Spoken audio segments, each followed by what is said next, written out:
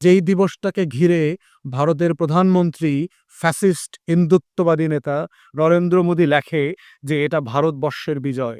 সে তার কয়েক হাজার সোলজার মারা গেছে সেই গল্পকে তুলে ধরে তার বীরদেরকে স্মরণ করে এবং ন্যূনতম বাংলাদেশ শব্দটাকে উল্লেখ করবার প্রয়োজন মনে করে না।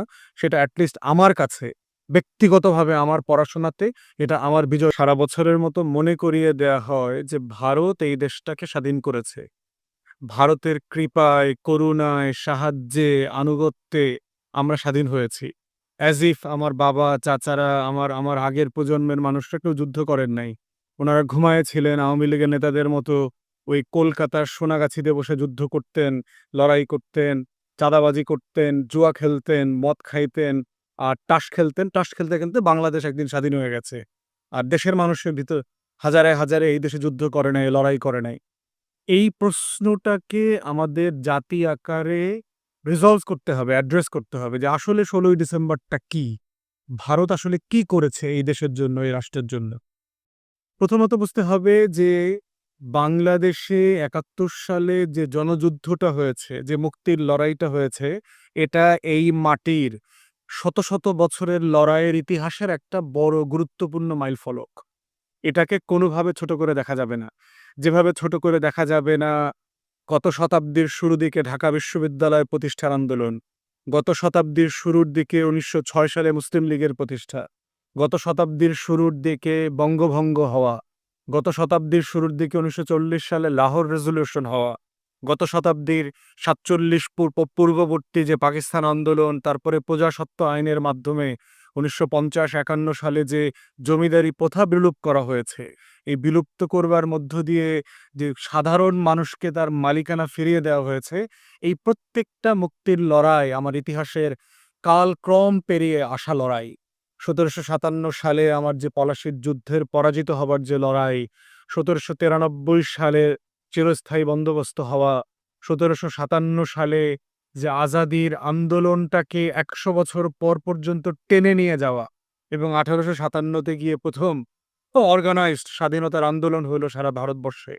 তো সেই জায়গাগুলোতে ১৯৭১ আমাদের একটা বড় মাইলফলক।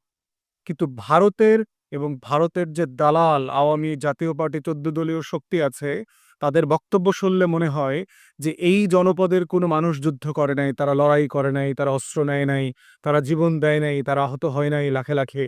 তারা শুধু ভারতবাসীর কাছে তাকিয়েছিল এবং ভারতের কয়েক হাজার সোলজার এসে বাংলাদেশকে স্বাধীন করে দিয়েছে। নিঃসন্দেহে ভারতের এখানে অংশগ্রহণ ছিল। নিঃসন্দেহে আমাদের প্রবাসী সরকার ভারতে গঠিত হয়েছিল। নিঃসন্দেহে বাংলাদেশের হাজার, হাজার মানুষ গিয়ে যোদ্ধারা গিয়ে সীমান্তের ওই পারে ট্রেনিং নিয়েছেন, প্রশিক্ষণ নিয়েছেন, ভারত অস্ত্র দিয়েছে। এগুলো ফ্যাক্টস এবং এজন্য তো শেখ মুজিবুর রহমান থেকে শুরু করে বারবার কৃতজ্ঞতার ধন্যবাদ দেওয়া হয়েছে। কতবার ধন্যবাদ দিলে পরে একটা লড়াইয়ের ধন্যবাদ দেওয়া হবে?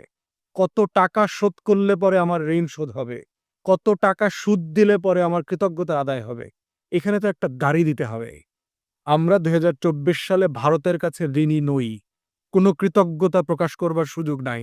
কৃতজ্ঞতা আমাদের পূর্বপুরুষরা, আমাদের ফাউন্ডিং ফাদার্সরা, আমাদের প্রবাসী সরকার, তাজউদ্দিন আহমেদ, শেখ মুজিবুর রহমানরা আমাদের জাতির পক্ষ থেকে অলরেডি শোধ করে দিয়েছেন, বলে দিয়েছে। অতএব সেই জায়গাতে আমাদেরকে মাথায় রাখতে হবে যে বিজয় দিবস আসলে কোন দিবস? একটা তর্ক এসছে যে একটা মীমাংসিত জিনিস নিয়ে কি আমরা আলোচনা করব কিনা অথবা এই পাতাটা খুলব কিনা। পরাধীনতার বয়ান কোনোদিন মীমাংসিত হতে পারে না। যেই বক্তব্যটা প্রতিদিন আমার শত্রু রাষ্ট্র আমাকে প্রতি বছর মনে করায়া দেয়, সেটা আমার বিজয়ের ইতিহাস না। যেই দিবসটাকে ঘিরে ভারতের প্রধানমন্ত্রী ফ্যাসিস্ট হিন্দুত্ববাদী নেতা নরেন্দ্র মোদী লেখে যে এটা ভারতবর্ষের বিজয়। সে তার কয়েক হাজার সোলজার মারা গেছে সেই গল্পকে তুলে ধরে তার বীরদেরকে স্মরণ করে এবং ন্যূনতম বাংলাদেশ শব্দটাকে উল্লেখ করবার প্রয়োজন মনে করে না। সেটা অ্যাটলিস্ট আমার কাছে ব্যক্তিগতভাবে আমার পড়াশোনাতে এটা আমার বিজয় দিবস হইতে পারে না। এরপরে দেখেন গত কয়েকদিন আগে আমরা দেখলাম বাংলাদেশের সেনাপ্রধান এবং ভারতের সেনাপ্রধানের সাথে যে দ্বিপাক্ষিক অনলাইন বৈঠক হয়েছে, সেখানে ভারতের সেনাপ্রধানের পিছনে সেই আত্মসমর্পণের চুক্তিটা রেসকোর্স ময়দানের সেই ছবিটা টাঙানো ছিল। কি বলবার চেষ্টা করছে ভারত আমাকে? ৫৩ বছরের ঋণ শোধ হয়নি এখনো? ৫৩ বছরের কৃতজ্ঞতা আদায় শোধ হয়নি? 16 বছরের দিল্লির রাজকুমারীকে আমরা আমরা ভাগায়া দিছি, পাঠায়া দিছি বেগম লক্ষ্মণ সেনকে এই কারণে আপনি মনে করায় দিচ্ছেন? কি বলবার চেষ্টা করছেন? আপনি বলবার চেষ্টা করছেন যে আপনার সাহায্য ছাড়া বাংলাদেশ স্বাধীন থাকবে না? বাংলাদেশ ৭১ সালে ভারত ছাড়াই স্বাধীন হইত। ইট ওয়াজ ইনএভিটেবল রিয়ালিটি। সেটা ১ বছর পরে হইতো অথবা ২ বছর পরে হইতো। বাংলাদেশ স্বাধীন হয়েই যেত। এইজন্য মাওলানা ভাসানী যখন যুদ্ধের সময় প্রবাসী সরকার গঠনের আলোচনা এসছিল, উনি কলকাতায় অথবা ভারতের সাহায্যে ভারতে প্রবাসী সরকার করবার বিপক্ষে ছিলেন। উনি চেয়েছিলেন যেহেতু লন্ডনে আমাদের বিশাল বাংলাদেশি প্রবাসী জনগোষ্ঠী আছেন, ওখানে আমাদের প্রবাসী সরকার তৈরি করতে। আমাদের সেক্টর কমান্ডাররা যারা ছিলেন, মুক্তিযোদ্ধারা যারা ছিলেন, তারা কিন্তু চেয়েছিলেন আমাদের পার্বত্য চট্টগ্রামে আমাদের প্রবাসী সরকার হোক। আমরা ভারতের ভিতরে গিয়ে যুদ্ধ করব না। অস্ত্র ট্রেনিং কোত্থেকে আসবে না আসবে সেটা ব্যবস্থা তখন করা হবে আরকি। সেটাও শোনা হয় নাই। তাহলে এই বাস্তবতাটা কিন্তু উনারা অনুধাবন করেছিলেন যে আমাদের স্বাধীন হওয়া দরকার, লড়াই করতে হবে, অস্ত্র দরকার, প্রশিক্ষণ দরকার। কিন্তু ভারতের অংশগ্রহণ আমরা কতটুকু নেব বা নেব না, সেটা নিয়ে কিন্তু একটা তর্ক ছিল। এই বাস্তবতায় প্রত্যেক বছর এই যে ভারতের কৃতজ্ঞতা আর ঋণ প্রকাশের দায় বাংলাদেশের কিছু দালাল, বুদ্ধিজীবী, সাংবাদিক, রাজনৈতিক নেতা, লেখক, সাহিত্যিক, নাটক, গায়ক এগুলা যে আমাদেরকে মনে করায়া দেয়, এই ধরনের শৃঙ্খলিত লোকরা একটা পরাধীনতার বয়ানকে বারবার বলছে যে এটা মীমাংসিত বয়ান, এটা মীমাংসিত না। একটা রাষ্ট্রের স্বাধীনতা সার্বভৌমত্ব সাপেক্ষে ইতিহাসের কোনো কিছু মীমাংসিত না। ইতিহাসের যেকোনো জিনিস, আমার স্বাধীনতা, আমার সার্বভৌমত্ব, আমার আত্মমর্যাদা, আমার জাতীয় স্বার্থ সাপেক্ষে নতুন করে সেই বইটা খোলা যেতেই পারে, সেই তর্কটা তোলা যেতেই পারে। অতএব উত্তর প্রজন্ম দেখা যাবে আমার বুঝের থেকে আরো ভিন্ন বুঝ নিয়ে এই তর্কটা তুলবে। অতএব সেই জায়গাতে আমরা বোধ করছি যে ভারতের মনস্তত্ত্ব বোঝা দরকার। আমার শত্রু রাষ্ট্র আমাকে কিভাবে দেখে সেটা বোঝা দরকার। এজন্য বোঝা দরকার অক্টোবর সালে সম্পাদিত বাংলাদেশ প্রবাসী সরকার এবং ভারত সরকারের যে ৭ দফা গোপন চুক্তি, এই গোপন চুক্তিটা যদি আপনারা পরিষ্কার করে পড়েন, তাহলে বুঝবেন যে ভারত কি, কি শর্তে আমাকে সাহায্য করেছে। ভারত কি, কি শর্তে বাংলাদেশটাকে পাকিস্তান রাষ্ট্র থেকে আলাদা করবার এই প্রজেক্টে অংশগ্রহণ করেছে। কেন সে আমার মুক্তির লড়াইটাকে সে হাইজ্যাক করবার চেষ্টা করছে। অতএব বাংলাদেশকে স্বাধীন রাখবার জন্য ওই ৭ দফা চুক্তি পড়া এবং ভারতের মনস্তত্ত্ব বোঝাটা খুবই জরুরি। অনেক বইতে পাবেন। অলি আহমেদ আমাদের ভাষা সৈনিক ছিলেন, জাতীয় রাজনীতিবিদ ছিলেন। তার জাতীয় রাজনীতির ১৯৪৫ থেকে ৭৫ বইটা পড়লে ওখানে দেখবেন। নুরুল কাদের সাহেব উনি কূটনীতিক ছিলেন, প্রবাসী সরকারের সাথে কাজ করেছেন। তিনি তার বইতে পর্যন্ত লিখেছেন যে ২৬৬ দিনের স্বাধীনতা। এইরকম অসংখ্য বই আছে যেগুলোতে পড়লে আপনারা এই ৭ দফা চুক্তি পাবেন, যেখানে আমাদের স্বাধীনতার সার্বভৌমত্ব থেকে ভারত গ্রাস করে ফেলছিল। ঠিক একই সাথে আমরা যারা শেখ মুজিবের রাজনীতি এবং আওয়ামী লীগের সমালোচক, আমরা কিন্তু শেখ মুজিবের প্রতি এই বিষয়ে কৃতজ্ঞ। কারণ সারা বাংলাদেশ মিলে যেভাবে দেশটাকে একবার স্বাধীন করেছে, শেখ মুজিবুর রহমান ১৯৭২ সালের ১০ জানুয়ারি বাংলাদেশটাকে দ্বিতীয়বার স্বাধীন করেছে। ইন্দিরা গান্ধীকে তিনি বাধ্য করেছেন ভারত থেকে সকল অস্ত্র, গোলাবারুদ এবং সৈন্য গাড়িসহ তুলে নেবার জন্য।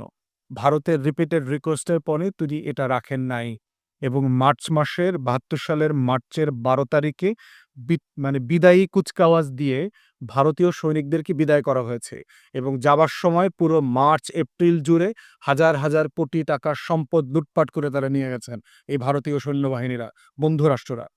এরপরে দেখেন আমরা প্রচুর আমলাদের লেখা পড়েছি তখনকার দিনের সিএসপি অফিসার যারা ছিলেন, যে ভারত পরিকল্পনা করেছিল ওই ৭ দফা চুক্তিতে ছিল যে আমাদের কোনো সৈন্যবাহিনী থাকবে না।